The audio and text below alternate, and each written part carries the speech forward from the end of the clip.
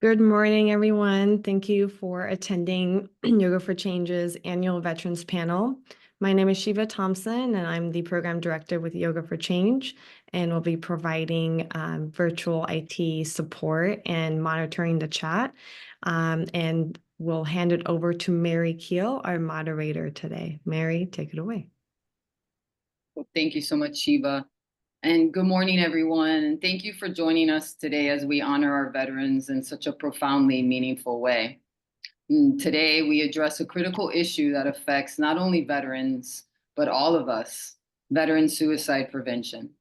Our veterans are heroes who have served with courage and resilience, but for many, returning to civilian life brings new battles, often silent ones that can feel overwhelming. On this panel, we're privileged to have three esteemed experts with us, each bringing unique insights and extensive experience in mental health, veteran support, and crisis intervention. Together, we'll explore practical strategies, share valuable resources, and deepen our understanding of how we can all play a role in supporting those who have served. Before we get started, I'd like to take a moment for us just to get grounded. So wherever you find yourself today, I'm going to invite you to just find a comfortable seat, maybe even start to lengthen the spine a little bit, allowing the feet to make contact to the ground, and just taking a moment and start to notice your breath, and maybe start to notice where your hands are. See if you can start to feel the shoulders move away from the ears a little bit. And if it feels okay, the invitation is to maybe soften the eyes. And that allows us to bring our attention inward and just noticing the breath. Notice the breath move up on the inhale. Notice the breath move down on the exhale. And then I'm going to invite us to take 3 community breaths together. And so take a big deep breath in through the nose. Exhale, sigh it out. Good, let's do 2 more like that. Inhale. And exhale, release it out. Here's our last one. Big deep breath in. And then exhale, release it out. Just taking a moment here, giving yourself this opportunity just to check in, maybe even allowing the chin to move towards the chest a little bit. And maybe slowly starting to blink the eyes open until you're ready to come back up to a neutral, natural position. Fantastic. So again, welcome. It's nice to see some familiar faces and many new faces as well. And so, as Shiva mentioned, my name is Mary Keel. I'm a certified 500-hour trauma-informed yoga teacher with 8 years of teaching experience. I teach in diverse settings like military bases, fire departments, recovery centers, studios, and homeless shelters. My approach to the practice creates a safe space that caters to each individual's needs, promoting connection and well-being. It is truly an honor to be here with all of you today, as I know firsthand the immense pain and suffering that comes when losing a loved one. I come from 3 generations of military service, and as a Gold Star family, losing my brother in combat was one of the most difficult things I've ever had to go through. And yet at the same time, it taught me so much about the value of service, mental health, well-being, and community. I've met many families who have been through similar loss, and know personally some who have even taken their own life because of the impacts and effects of war and military service. I also have seen great resilience, hope, and courage from those who have suffered immensely. Onboarding with Yoga for Change in August of 2021 was one of the best decisions of my life. Their mission is to foster holistic well-being, resilience, and transformation for individuals and communities through evidence-based, trauma-informed curricula. And they envision a world where people impacted by trauma feel supported, connected, and empowered to live a healthy and joyful life. Knowing that Yoga for Change shares the same vision as I do, it's truly a privilege for me to work and teach for such an impactful and empowering organization, where I currently am a lead teacher for their South Florida region. Yoga for Change is a nonprofit founded by a female Navy helicopter pilot, and they aim to achieve lasting demonstrative change for veterans, individuals who are experiencing incarceration, youth, and people living with mental health conditions. Yoga for Change provides structure, empowerment, and results. To give you an idea of Yoga for Change's impact, during the first quarter of 2024, participants in our veteran programs saw a 24% increase in mood, a 32% decrease in stress, and a 23% decrease in pain after participating in a Yoga for Change class as compared to before the class started. The impact is significant, and the proof is in the numbers. The more veterans in active duty we can reach, the more impact we can ultimately have, leading to connection, well-being, and empowerment. Every year, the VA conducts the largest national analysis of veteran suicide rates. According to their most recent 2023 National Veteran Suicide Prevention Annual Report, based on data from 2021, veteran suicide rates increased by 11.6%. On average, according to the VA, more than 17 veterans take their own lives a day. But a 2022 interim report published by America's Warrior Partnership and Duke University suggested veteran suicides are underreported. And as many as 24 veterans a day die on average from suicide. An unfortunate additional 20 die by self-injury mortality, otherwise known as overdose. According to VA data, there were 6,392 veteran suicides from 2020 to 2021. This period saw the largest single-year increase, and veteran suicide is now the #2 cause of death by veterans under the age of 45. Veterans are among the most resilient and selfless members of our society, yet many face an unseen battle upon returning home, despite their strength and dedication. As we move into this discussion, let's remember that behind each statistic is a person, a family, a community impacted by the loss of a loved one.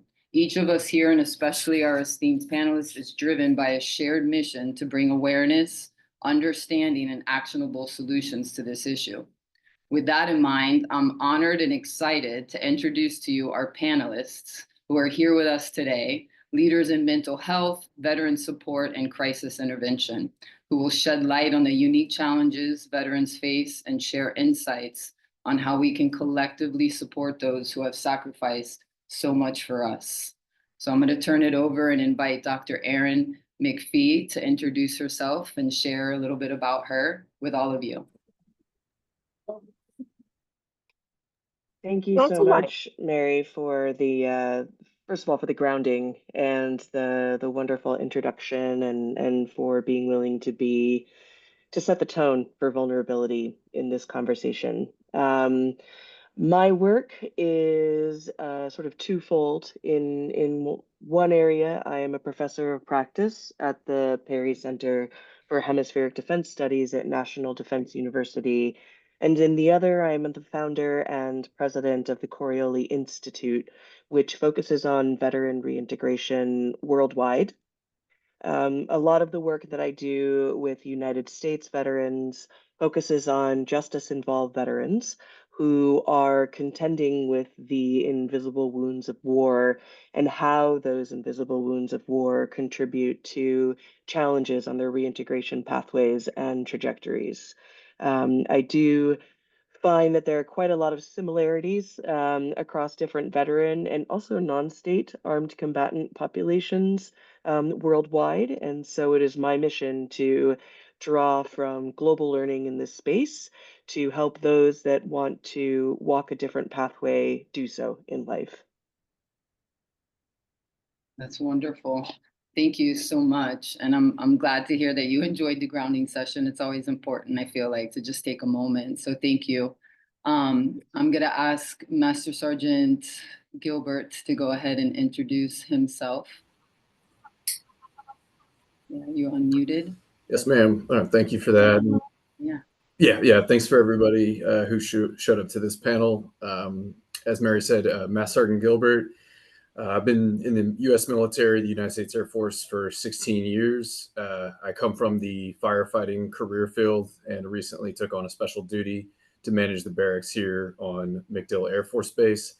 been stationed all across the world, been on multiple deployments, and I've seen some of the impact of seeking mental health, of not seeking mental health. It's affected me. It's affected other active duty personnel around me and other veterans. So, thanks for having me on today. Well, thank you for taking the time, and I appreciate you sharing, that you too can be impacted by mental health, because I think that's also important. Absolutely. So thank you for that. And then lastly, but definitely not least, Sela, if you unmute and introduce yourself and share a little bit about yourself, that would be wonderful. Thank you, Mary. And Mhm. I also do believe, you guys calling it grounding, but we call it the mindful moment. Everything that we start out in whole health, it's with that mindful moment, and it does set the atmosphere for a positive move as we continue to move forward in whatever it is that's being discussed. My name is Sela Register, and I am U.S. Army retired, 22 years. I retired at MacDill Air Force Base back in 2001. I came to the VA in 2003, only because when I retired at that time, no one ever told me that the VA was my hospital after leaving the military. And unfortunately, there are a lot of veterans, even still today, who do not know that once they leave the military, that we have our very own hospital designed just for every veteran in every service that they have been in, right? So here at the Tampa VA is where I am employed presently, and I am the supervisor in an area called the Whole Health Pathway. And the pathway is the entranceway into the program that's called Whole Health, that we will talk about, I guess, later. And it's my pleasure to be with you guys here today. Thank you. It's a pleasure to have you. And thank you for your service, and you too, Master Sergeant Gilbert, and those that are on the Zoom that have also served. I wanted to take a moment and acknowledge that. And also, I love the mindful moments. Mindfulness is part of the practice, and it's very beneficial and impactful. So just sometimes taking a breath changes everything. Yeah. So thanks for sharing that. So we're going to go ahead and get started. Just a quick little housekeeping. Anybody that's online, if you have a question or comment or feedback, feel free to leave it on the chat. Excuse me. We have Shiva, who's going to be kind of overseeing things, so she'll be there on that. And then once we finish going through the questions and all the panelists have a chance to share, we'll turn it over to a Q&A for audience at that point and allow you an opportunity to ask anybody a question that you might have. So we'll go ahead and get started. I pulled up a figure and I'm going to share it, and then I'm going to pose the question to Dr. Erin McPhee. And what I found was that an estimated 3 million Americans served in the global war on terror, with operations in Iraq, Afghanistan, Somalia, Libya, and elsewhere. Due to unprecedented war environments, a staggering number of global war on terror veterans have suffered traumatic brain injuries, PTS, and mental and physical wounds, with studies showing that they are taking their lives at a higher rate than veterans of previous wars. So my question for you, Doctor, is, do different service tracks have different impacts on mental health? And if so, why? Thank you, Mary, so much for that question, and also to my colleagues sharing this space on the panel today. Yeah, I will say that certainly different service tracks have different impacts on mental health, and also individuals may react quite differently to shared experiences. So I think a metaphor that I've heard that I quite like is everyone's cup can hold a different amount. So certainly, you could have 5 individuals experience the exact same traumatic event and have 5 very distinct responses. And that's a function of a lot of different factors, right? So one of the kinds of responses or experiences that I focus on is called moral injury. Many of the symptoms of 11 of the 13 actually symptoms of moral injury overlap with PTS. So they are often co-experienced, but they are distinct. So PTS is exposure to a traumatic event, but moral injury is a bit distinct in that it focuses on either participating or observing or being forced to not participate in some kind of action that goes against your deeply held beliefs and values and what you understand as being right in the world. So it's a little bit different from PTS in that it's not necessarily linked to fear or life-threatening situations, but to guilt, shame, and usually a fractured sense of identity. So how does this, how does this differ across different pathways? Certainly, some of the new science that's emerging on this is the way, because you typically think of exposure to a traumatic event as, being in combat and, seeing something happen in front of you, and that's the traumatic event, right? But there's a lot of research coming out, for example, on drone operators and the unique kinds of trauma and moral injury that they are experiencing. And as a result of that research, there's some really important structural changes being made in how their work is organized and governed. But there are certainly, things like survivor's guilt or assault that happens within the military that contribute to experiences of trauma and moral injury that have nothing to do with combat. So the common misconception that you have to have been in combat to experience trauma is very much not the case. And this sort of all connects to, the topic of our conversation today, which is when you do experience this betrayal of beliefs and values, and often it's, as a result of something you've observed your leadership do. So that's why it's experienced as a betrayal. You're sort of sat with these feelings of shame, of isolation, and a potential sense of being unable to make amends of any kind that can lead to very profound despair. And depending on, personal histories, oftentimes service-related injuries are treated with addiction-prone medications, and then the service member is, sort of relieved of duty and left to fend for him or herself, and that can contribute to drug addiction or, alcoholism. And so these individuals become increasingly isolated, sometimes feeling like they're unworthy of support or that redemption is impossible. And obviously, it's quite easy to see from there how that can contribute to an increased suicide risk. So I will just sort of stop there for now, but I've got loads more to say. So if any other questions come up on this topic, or we want to talk about some of the pathways to treatment and recovery that are out there today, I'd be happy to do that a little bit later on. Fantastic. Yes, that's definitely going to come up. And as you were speaking, I liked the analogy of the cup, the coffee cup, that everybody can hold. Each cup can hold a different amount, because it just really iterates the complexity and the difference of how every single individual is going to be impacted for the most part in a little bit of a different way, depending on so many things, right? So thank you for that. And I think that, it clearly demonstrates this need for suicide prevention efforts for our active duty, for our veterans, and also for the family members. Obviously, there's a perceived idea that, if you're active duty, you need to be strong and no sign of weakness, and you need to be always on and ready to serve.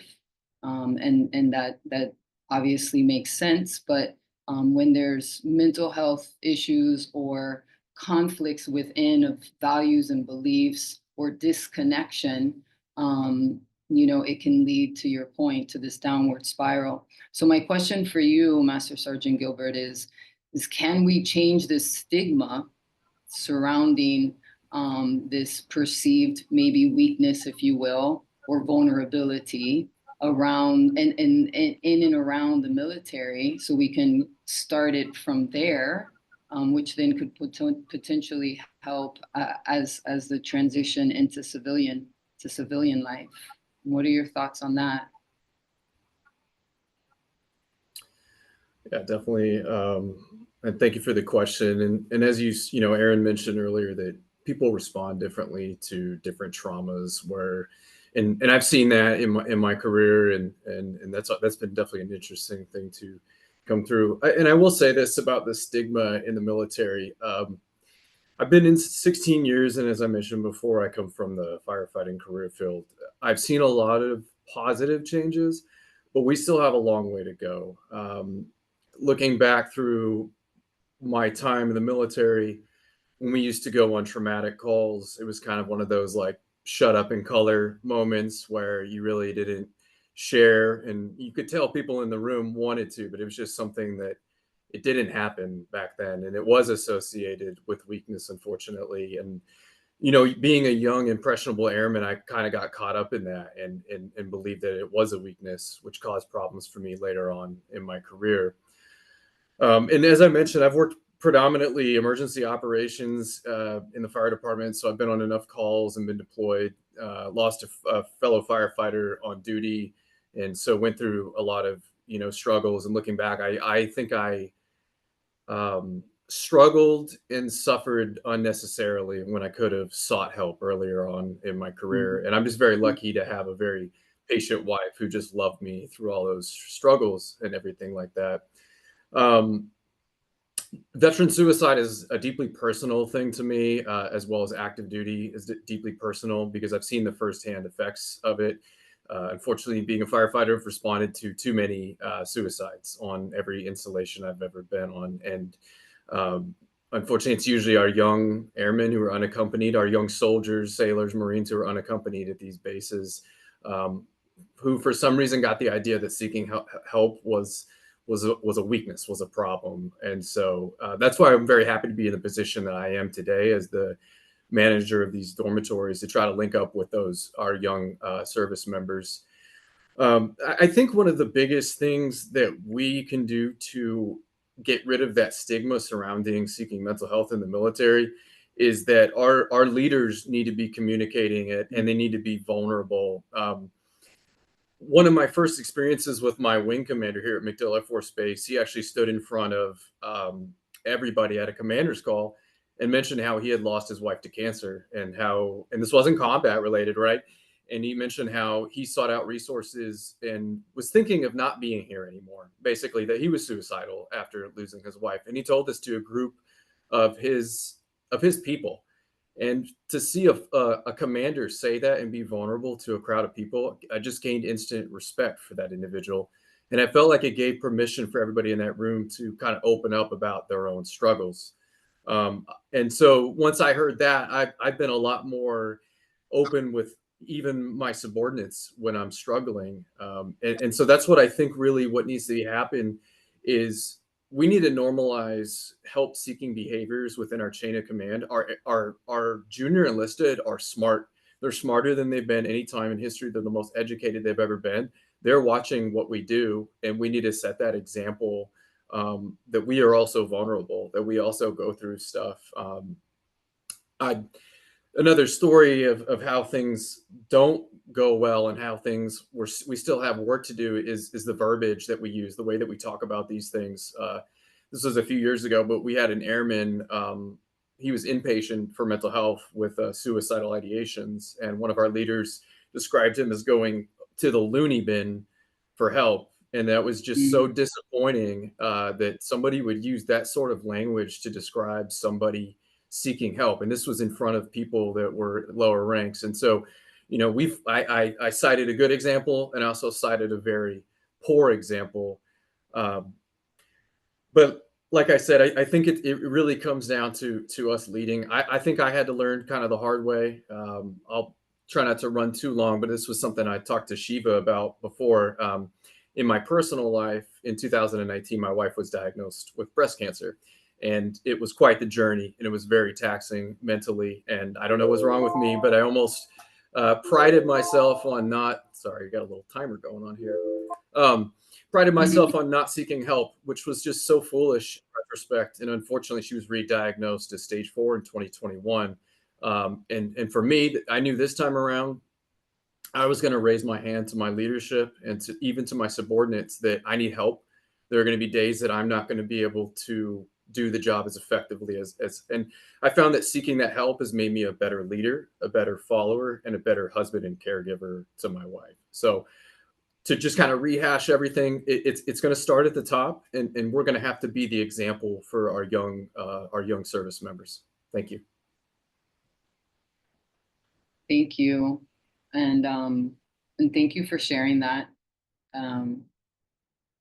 Being, you know, transparent and open and vulnerable. To your point is that I can see, at least in my own experience too, when it's difficult to ask for help, but the moment that we do, there's a shift, you know.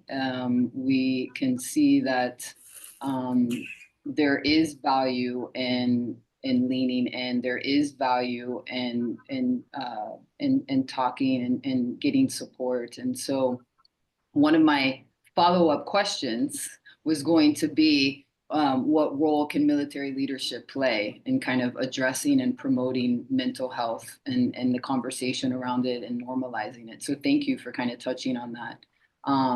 And yes, ma'am. I'm hoping that at the end of once we finish these couple of questions, that because I did want to ask if there was any changes or initiatives that are happening now that you've seen from a dorm perspective with any of your active duty that's taking place, to be able to change that conversation, or you know, offer check-ins or any type of like community bonding, camaraderie type of events or gatherings to that effect. But we can get to that once we get a little bit further down. So thank you for sharing. Which leads me into my next question and this conversation around transitioning and support. And Sila, this one's for you. And the question is what type of support system is currently in place through the transition process, and even while in active duty and serving, is being offered for that transition, where we know it's so difficult, you know, transitioning from active into civilian, but also being active and not knowing where to go or how to share that they might be suffering or going through something or need support? Well, that's a loaded question. So here at the VA, we have a program called Whole Health. Mm. And Whole Health is a cultural transformation for our veterans, for the ones that are still serving and the ones who are out of service. So back in 2018, Congress brought to Tampa, to the Tampa VA, Whole Health due to the opiate crisis and the suicide. So Whole Health has been a program that has had many success stories for our veterans, because a lot of our veterans, unfortunately, come to us with mental health issues. Now, I'm not a mental health clinician or anything like that, but I have noticed since I've been working at the VA now, which is approximately 7 years, that just about every veteran that I touch or I come in contact with has mental health issues, have had suicide ideations, have attempted suicide multiple times. They come into our classrooms and tell us that. So Whole Health is a program that's designed to bring a well-being to our veterans when they come into us. So now we have it so that Whole Health is embedded in every pack that we have. So if a veteran comes to the VA and they come to see their primary care doctor, at the end or some point during that visit, they are told about Whole Health. And a consult is placed for them so that they can come to an orientation. That means they come to my area. And myself and my partners, we provide orientation classes that last approximately 45 minutes that tells the veteran what whole health is, how whole health can help, and all the benefits of this well-being program. So we center around a circle that talks about subjects like work in the body, surroundings, personal development, food and drink, recharge, family, friends, and co-workers, spirit and soul, and lastly, power of the mind. And all of those are interlaced one with the other. So we have classes that we offer the veterans. Some are 6 weeks and some are 8 weeks. These classes bring forth a community as well, because a lot of our veterans, the older ones primarily, are very lonely. Some have lost their spouses. You know, in my last class that I had on a program that we have called Taking Charge of My Life and Health, we have a veteran there who lost his wife, and he feels that life no longer matters. You know, he's just ready to just die. And that's how he came into the group. But by the time we finished the 6 weeks, and was no longer necessarily speaking that way. He saw that there are other things in life other than just sitting around and talking about, you know, my wife is deceased and now I want to die as well. We have an exceptional mental health program here at the VA. You know, I tell veterans all the time when I meet them, do you go to the VA? And some will say no. I say, why not? Well, I just don't want to go there. I said, but it's our hospital. You know, we serve to have this benefit, and it's a benefit, and everything and anything that you need once you come out of service, we provide at the VA hospital. And so then the transition begins where they now need to come in and register here at the VA. And once they register here at the VA, then all clinics are open to them. We have an exceptional mental health program, well, not program, but clinic that just opened up, phenomenal space. I mean, to help our veterans with drug addiction. We have inpatient as well now. And anything that PTSD, primarily PTSD. My husband suffers with PTSD, and he was in around the Vietnam era. And I didn't know for many years what was wrong with him until he was finally diagnosed at the VA hospital that he had PTSD. So, you know, it has affected me as well, because mental illness is mental illness. But Whole Health is an exceptional program that we talk to the veterans now as they are out processing. It is being said to them, being promoted to them, that when they come to the VA, it's there for them, and it's a successful program.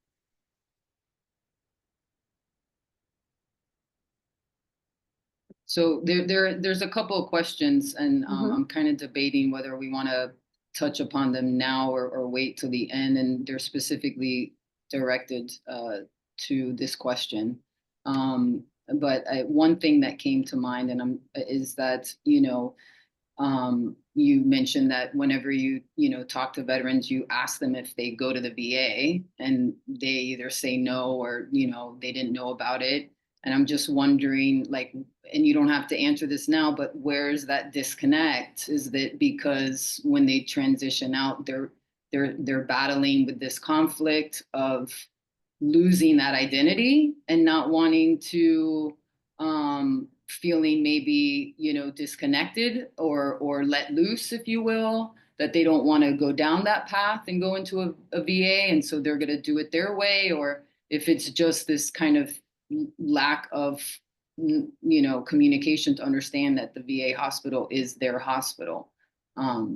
That's something that came to mind when you were talking. Mary, when I retired back in 2001, nobody mentioned the VA to me. So I didn't find out about the VA until 2003, when I started coming to the Women's Center.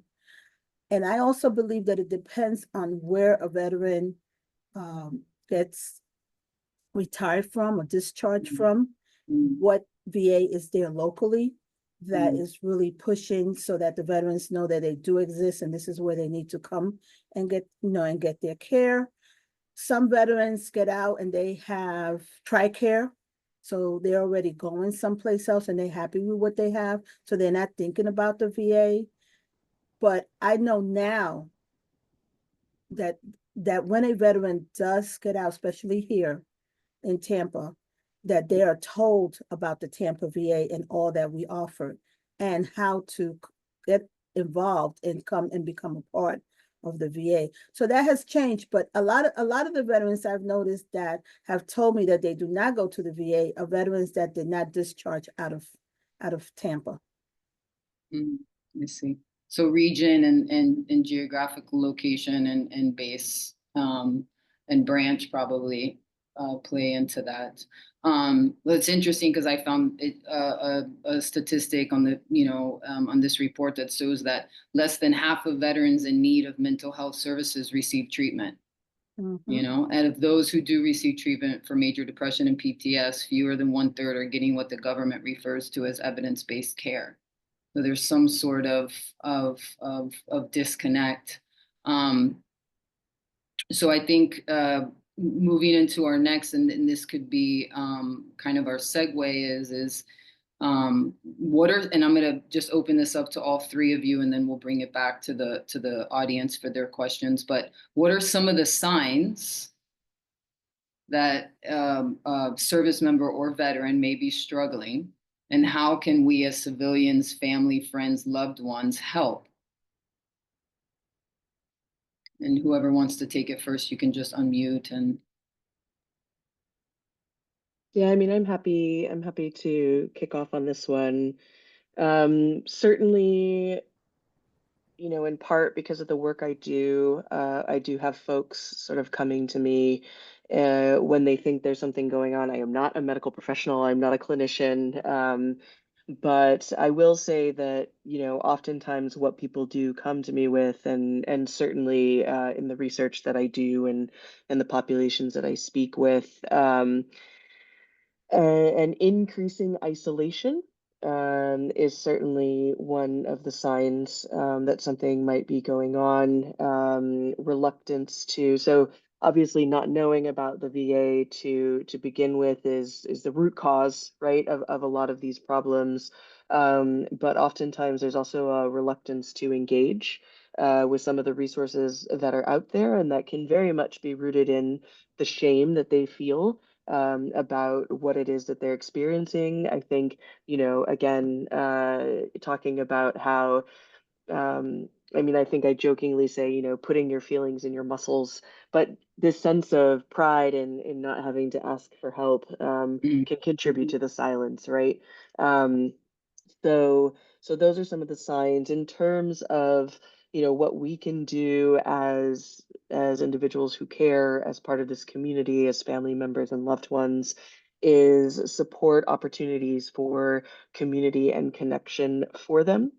And also knowing that this is something that maybe, me as a wife, I'm not the right person for. It might be something where, peer-to-peer mentoring is something that comes up in all of the global contexts that I work on, whether I'm talking about an ex-insurgent from Al-Shabaab to a severely traumatized combat veteran in Ukraine to a justice-involved veteran in Chicago. It's that peer-to-peer mentoring network that is extraordinarily powerful for, first, if you're talking about mentoring, demonstrating that, yeah, there's a way through, and I know exactly what you're going through because I've gone through it, but I did it, and so can you.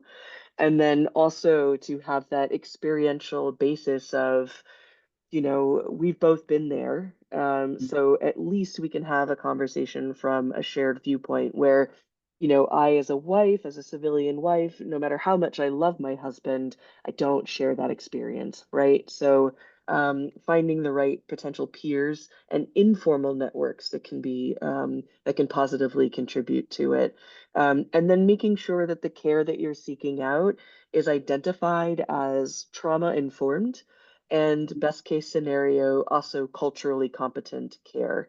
Our service members come from a wide variety of backgrounds. I'm actually a closet political anthropologist. So for me, culture is everything. So, you know, an individual who's a first generation South Asian immigrant, my mother's from Hong Kong. I have a very different relationship to talking about sharing and addressing my mental health than somebody who comes from other cultural backgrounds or, you know, has a multi-generational American family or whatever it is. So there's different cultural orientations to handling trauma as well. And since our diversity is our strength as a country and as our armed forces, we also need to acknowledge that in the care that we provide. But certainly, as a baseline, trauma-informed professionals are necessary, perhaps quite obviously when dealing with issues of trauma. It's a really good point about the cultural differences. Thank you for touching upon that and the diversity. And again, going back to that coffee cup, right? So I do either one of you, Master Sergeant Gilbert or CeeLo, want to chime in on that question or Yeah, anything sure. else to add? Okay. Yeah, it'll be tough to top Aaron on. That was pretty comprehensive, so that's awesome. For us, you know, knowing when somebody's struggling, I think is almost we call it almost like intrusive leadership, and I don't say that to mean a negative thing, but we need to know our people, and we need to be asking them questions, and so it's worthwhile, more than worthwhile, to build up relationships with all of our coworkers here in the military, because if you know them well, you'll know when they're not doing well, and you know we're pretty direct about it, and I like that when we think people are struggling, we will ask the tough question, and I've had to ask the tough question quite often, but I'm very glad that I have. And so knowing these people, we do see the signs. We don't always see the signs, but if we know our people well enough, we'll know when they're struggling. And if we built up enough of a rapport with that member, they will share with us when they're struggling. And you know that's one of the ways that we can kind of help our veterans and our active duty members.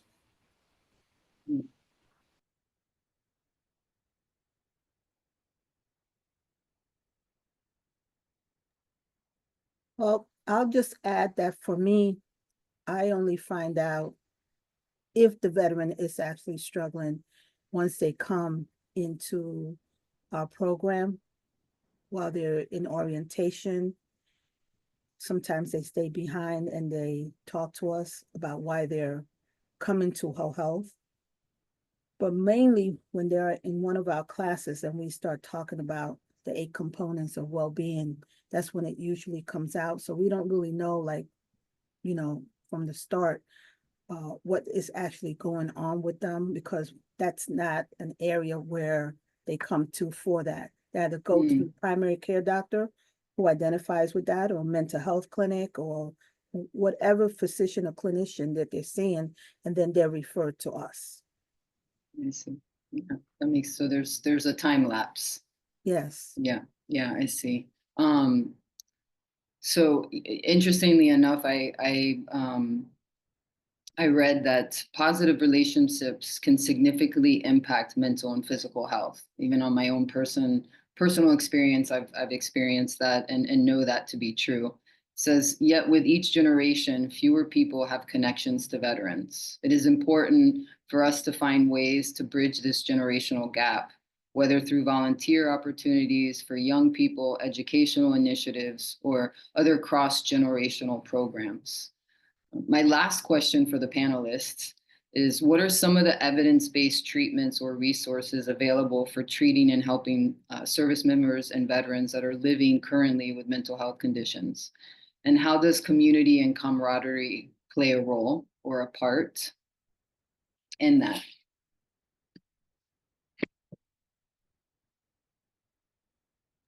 So I like to chime in on that one. So I myself deal with mental health.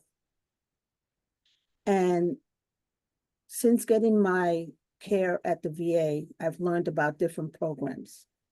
one of the programs that I learned about that has given me a tremendous amount of community and has helped me has been the creative arts program that we have here at the Tampa VA.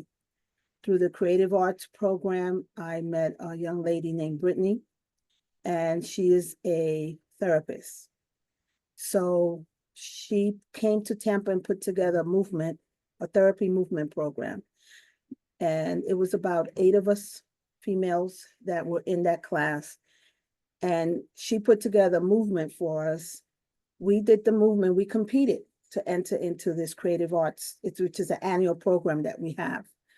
Unbeknown to us, we received first place. First place got us a trip to St. Louis that year. This was about 2 years ago. And from that program, creative arts program at the VA, we're also connected to the Strass Theater. So at the Strass Theater, I'm also there, and I attend the Veterans and Civilians Arts Ensemble that's there. And every year, we also put together a drama program. This next year is going to be in June. We just had one this year.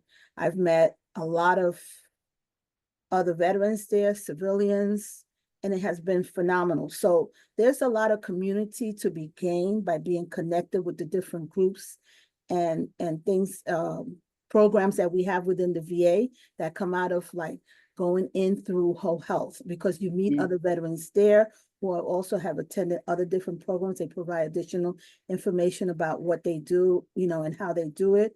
I'm a very active person inside of the VA as well as outside of the VA, because I've come to realize that my mental health, is very important to me. And if I can't get it within the 4 walls of the VA, then I have other resources that I can also get that are there for me as well. So sometimes it's not what you know, but it's who you know, that Right. can help you. Absolutely. Yeah, and that's a good point. I noticed here, so I'm in Miami, and obviously we have a VA here.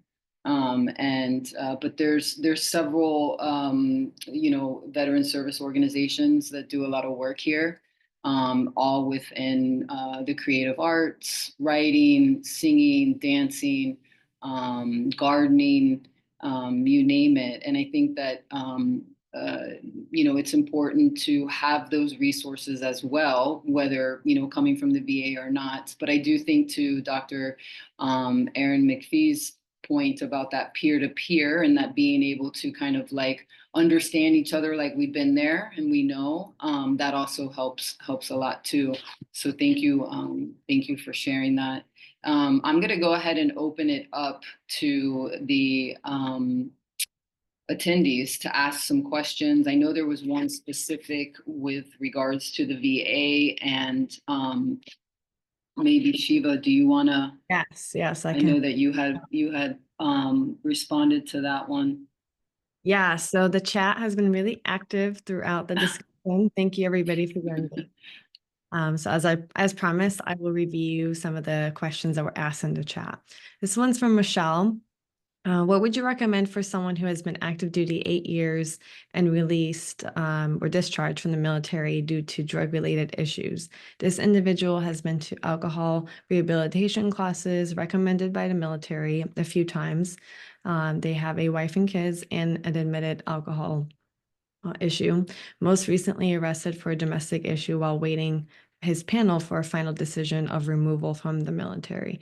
This person has also admitted to having suicidal thoughts in the past. What resources can I provide? So this is a really specific, very kind of layered, complicated situation for this particular service member. Do any of the panelists have recommendations on some immediate resources that Michelle could recommend? I have some that I can mention sort of both conceptually and also specifically. So just in case it hasn't come up, I'm thinking of the family and loved ones. It's sort of a long story, but I've had significant exposure to the AA and NA Alcoholics and Narcotics Anonymous systems and frameworks. And I think if I've learned one thing and I've seen it play out in practice, is that You cannot love someone into their cessation of drug and alcohol addiction. It has to be a decision that they make on their own. They have to want to do it. And if you think about any behavioral change that's difficult, well, it's hard. And so, even like thinking about changing your diet, for example, if you don't want to do it, you're not going to do it no matter how much people tell you to do it, because it's difficult and it requires perseverance and resilience. And if you're just not in that place, then you just can't be made to go there, really. But you can certainly support and provide love and expose them to, the ideas and the right kinds of lifestyles. But I would say that self-care of the caregiver is extraordinarily important. So in addition to even just making AA and NA or things akin to that possible, I would say to think about resources like Al-Anon for spouses and family members. The community of the person who is providing the care to the individual is also quite important, so that you know that you're not in it alone, so that you can come to really understand the limits of what is possible for you to do, and to find some community when you need it most. I'm sorry, I'm getting very emotional talking. So those are just a couple of things I would mention off the top of my head.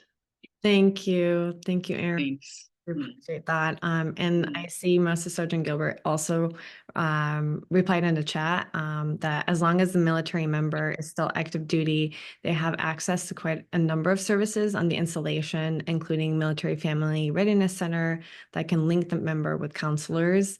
Additionally, Military One Source is a great program for active duty that can be utilized, and he's utilized it in the past himself as well. So lots of incredible resources available to help those who are struggling. The next question I have here is from Milena. It's kind of a comment too, and something to be discussed, I think, kind of out in the open, as it seems to be a common experience. So she mentions that in her experience, the VA is very inconsistent for mental health services. Her husband was having suicidal thoughts, and he was scheduled to visit within 2 months. But something with suicidal thoughts, that's a pretty urgent need. So that's just one example of the many times that the VA had let him down in particular, that it was not a helpful experience, and that there are nonprofits for veterans, on the other hand, that are more helpful, like the Wounded Warrior Project, Canines for Warriors, and that the other challenge too is that at the VA, therapists may change often, so it's difficult for patients to build a rapport or connection with the counselor that they're hoping to see to address the different types of conditions that they're dealing with. Sela, did you have anything to add to that? Well, I would say, because I faced those appointments as well, having to wait. Recently, I had to wait 4 months to be seen at a clinic. And what I did was I chose to go outside of the VA. So we do have community care. So my recommendation is any clinic that a veteran may be going to where they're taking too long to be seen, you can request community care and go and find you that doctor that you really want to see, that you know that it's going to be there, because we have a lot of interns at the VA that come to the VA to become doctors. And those are the ones that are there and then they leave, and we can't stop that because that's the hospital that we are. But my recommendation always is, if it's taken too long, go get your care outside, because we do have community care, and it'll still be taken care of for you. And you can continue that community care if they continue not to have the adequate time that the veteran might feel that they need for their appointments. So community care would be the way to go. Thank you, Sela. And absolutely. Dr. Erin had mentioned another caveat, and I'd love to speak to this too. I myself also, I'm not a medical professional or clinician, but in alternative and functional medicine, I'm just obsessed with that field. I think it's really incredible, kind of the fringe types of science that's coming out in that arena. And Dr. Erin had mentioned that she's met a lot of folks who are extremely mistrusting of the military complex. And so And this is especially when they've experienced moral injury and during their service. And so less institutionalized options may also work for exposure to trauma. So examples are psychedelics. These are things like medicinal mushrooms that are incredibly healing and a way to help individuals confront their trauma on their own terms in a safe space and in their own time. There's also ketamine therapy, ayahuasca retreats in Peru or Mexico. And these types of alternative medicines and therapies are led by different types of I guess if you want to call them sages or individuals who come from the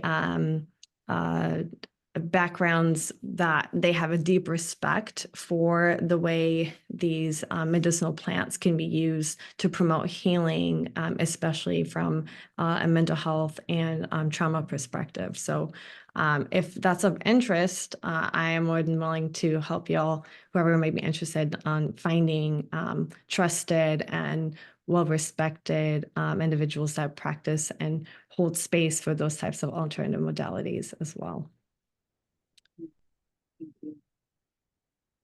And also mentioned too that she wanted to make sure that the Veterans Crisis line had been mentioned, which is 988+1. So that's also important. And I was just going to add too, I know here in Miami we have, it's like a vet center. It's not the VA, but it's part of the VA, and they have vet centers all up and down the state. And they there kind of create this community and camaraderie. I personally have utilized therapy there. So they work with a lot of service members and veterans, and they have resources. They're actually the reason I learned about the Connected Warriors, which is an organization for veterans, and also Warriors at Ease and some other different veteran service organizations in Miami that I could connect with for both my family and myself. So that's also a resource that's available too as well. Mary, there was somebody in the group that had a question as well. Mm-hmm. I think their sort of hand raise got bumped in the busy chat. Oh no. Well, who was it? Let's see. It was Orange County. Orange County. Yes, please feel free to unmute and ask your question, please. Good afternoon. I have my veteran, Mr. Diaz, here. It's for a question. Good afternoon. I got a quick question. Ms. Sila was talking about how long does it take to get an appointment, either psychiatric or social work or with a psychologist. And I run into that problem a lot. I'm a special forces veteran of 14 years.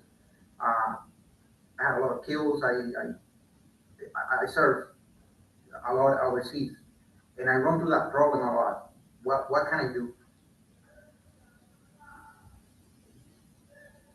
Or what's out there? What's out there for me? Does for who was that question? Was that a question for me? Yes, Ms. Sila. I didn't quite get all that he was saying. Could somebody help me with what he said, please? Yes. I will, and I Go ahead, also Dr. have I just had a little sort of additional question to that.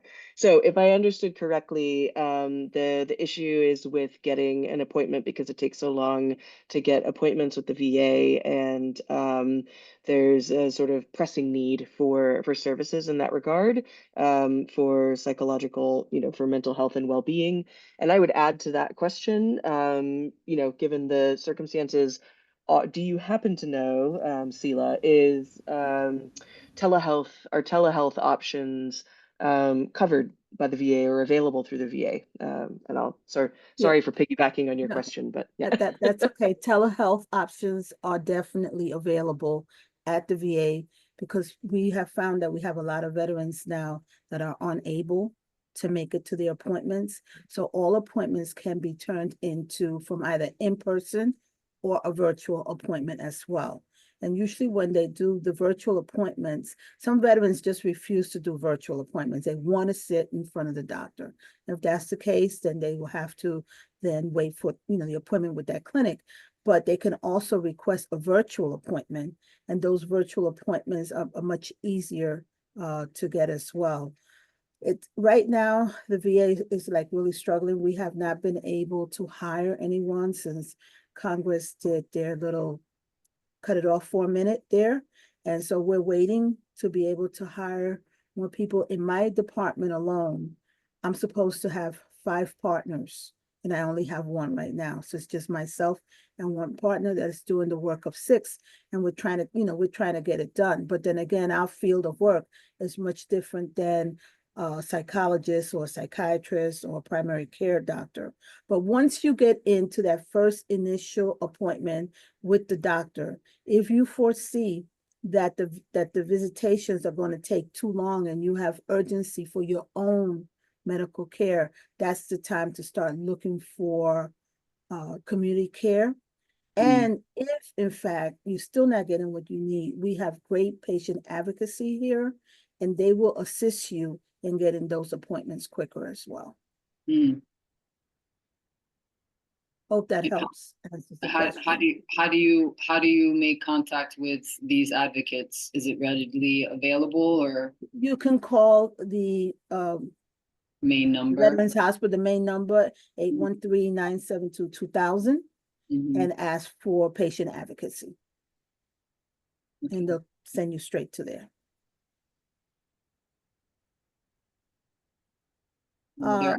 Specifically, if you know who the patient advocate is for Orlando. Each hospital has several patient advocates that work. So, and because I'm not in Orlando, I just don't know. I only know for the Tampa VA that number, but we can get the direct number for the Orlando VA and just call the main number and just ask for patient advocate. See, okay. Wonderful, thank you. I have actually heard also as well, and I know several veterans that have gone this route that have had difficulties getting appointments and getting in, and have found behavioral health services facilities that offer and work with veterans at no charge, that offer all kinds of services. So that's always an option. And I think also too is just connecting with these veteran service organizations, because each one of them is going to have resources and contacts. And sometimes going through the vet center, where it's not the VA hospital, you can get someone on the phone and they'll tell you right away, like, here's a resource, here's a number to call, let us put you in contact. So just a couple of things to think about. So yeah. I think that wraps up all the questions from the chat, and we're over 12 noon, so I'll let you wrap it up, Mary. Perfect.